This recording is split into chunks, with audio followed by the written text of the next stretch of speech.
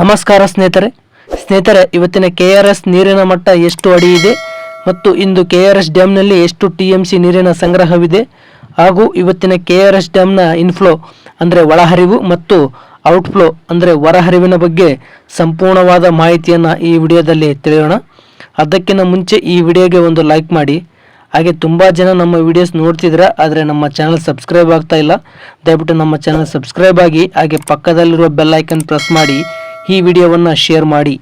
ಸ್ನೇಹಿತರೆ, ಇಂದು 24 ಆಗಸ್ಟ್ 2026 ಇಂದು ಸೋಮವಾರ. ಇವತ್ತಿನ KRS ಡ್ಯಾಮ್ನ ವಾಟರ್ ಲೆವೆಲ್ ಎಷ್ಟಿದೆ ಅಂತ ನೋಡಬಹುದಾದರೆ 108 ಅಡಿ 80 ಇಂಚು ವಾಟರ್ ಲೆವೆಲ್ ಇದೆ. ಇನ್ನು ಕಳೆದ ವರ್ಷ ಇದೇ ಟೈಮ್ನಲ್ಲಿ KRS ಡ್ಯಾಮ್ನ ವಾಟರ್ ಲೆವೆಲ್ 123 ಅಡಿ 68 ಇಂಚು ವಾಟರ್ ಲೆವೆಲ್ ಇತ್ತು.